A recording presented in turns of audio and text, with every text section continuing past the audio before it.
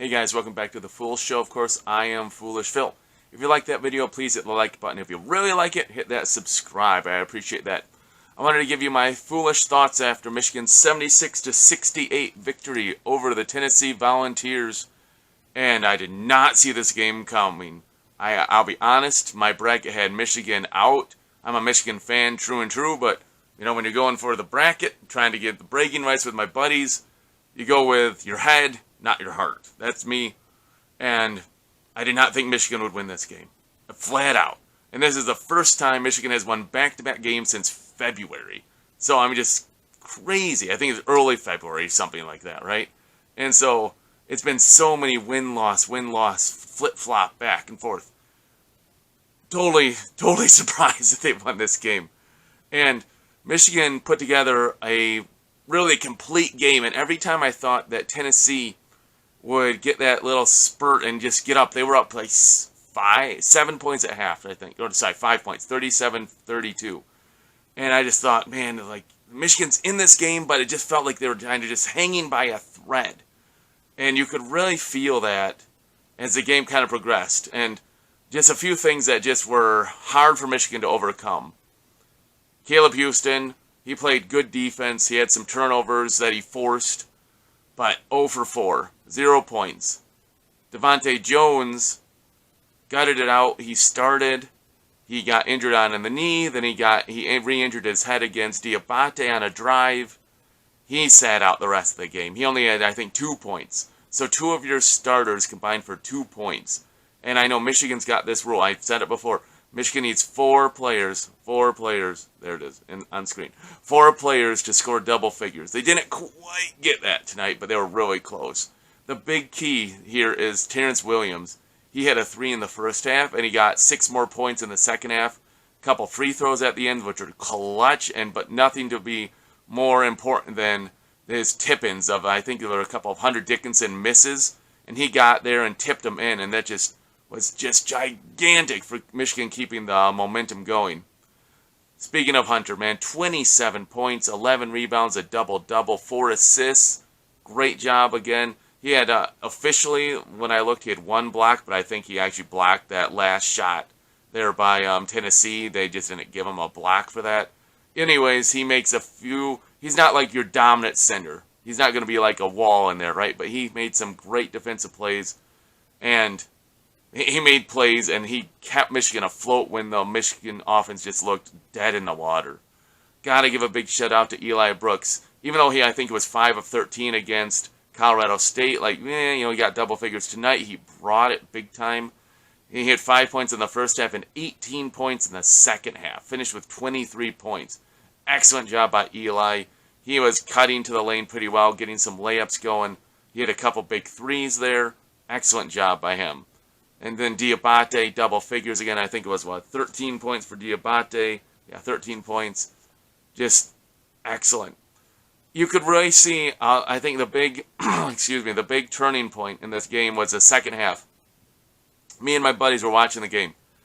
And Tennessee had their guards drive 2-3 straight drives, just straight to the hoop for easy layups. And Michigan was looking tired. And you can understand it because they had been playing, they had no bench basically in the first game, and now they're playing Tennessee, who was playing super tight defense, and they caused and took advantage of Michigan's 15 turnovers to 20 points, I believe it was 20 points. They got off those 15 turnovers. And Michigan was just looking tired. And I got to give credit to Juwan Howard. I think he could see that too. Michigan had the ball, we called a timeout, and then 2 times in the game. And then in the first half and after the timeout, about the 10-minute mark, whatever it was. The next both plays, Michigan just turns the ball over on sloppy passes, and Howard must just be beside himself, what are you guys doing? But anyways, Howard's timeout there gave the guys some rest. Then I think about a minute of game time later, they had the under 12 timeout, and in that time actually Tennessee scored 1 point. It was at 60-54. Yeah, 60-54, I think it was. 59-54, right in that range. And Michigan suddenly had a little bit of breath. And I'm like, we got to get this going. We got to get this going. We were only down 6 points. 60-54, but it felt like it was so much bigger than that. It's like every time Tennessee came down, they just get like a little jump shot and just easy shot, right? Where Michigan's like fighting and clawing for everything they could get. But then something changed.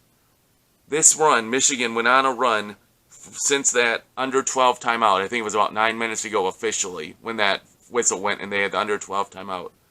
Michigan went on a 22-8 run to end the game. 22-8. I mean, just that's the way to close out a game, man. And they went to the line. They hit their free throws. I think Hunter's the only one that missed one of them out of the ones at the end of the game. So excellent job by that. Even like Diabate hit both of them. Williams hit them. I think Brooks hit them. Just excellent job. We got rebounds. Tennessee really had very limited chances over the last 8 minutes. And the defense clamped down. Had a 30-second shot clock violation. They kept giving up those open shot corner threes, but Tennessee kept missing. They kept missing and missing. It's like, okay, man, if you're going to keep shooting those threes and you're missing, man, we're going to let you keep shooting them. And that's what it was. 22-8 to end the game. Well, it's excellent. I think there was about 9 minutes to go in the game to end on a 22-8 run. Just excellent job. Kudos all around. I know the bench was short again. Johns played a little bit, but man, Williams coming off the bench, 9 points. He played some big minutes down the stretch there. He got, the 2 tips. He got the free throws. Diabate, 13 points. But Hunter and Eli, man, that leadership combining for 27 and 23. What is that, 50? 50 points in the game. Just excellent. Like, man, that's what you need.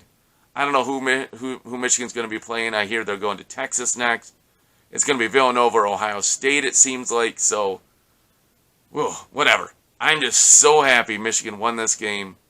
Just what a gritty, gutty performance to get this game. And I know it's kind of a neutral court halfway between Ann Arbor, halfway between Tennessee, Nashville.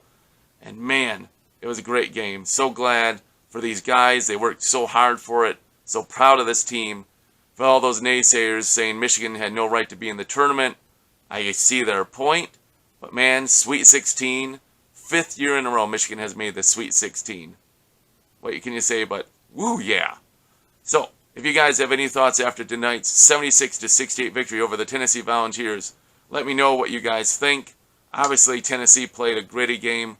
They played tremendous defense. Michigan was sloppy with the ball too, half and half, right? And they took advantage of it. Fast break points, they did great. Chandler for Tennessee had 19. James had 13. They're 2 guards, but those are the only 2 people in double figures. So Michigan pulled it out, man. And I did not think they would do that, so.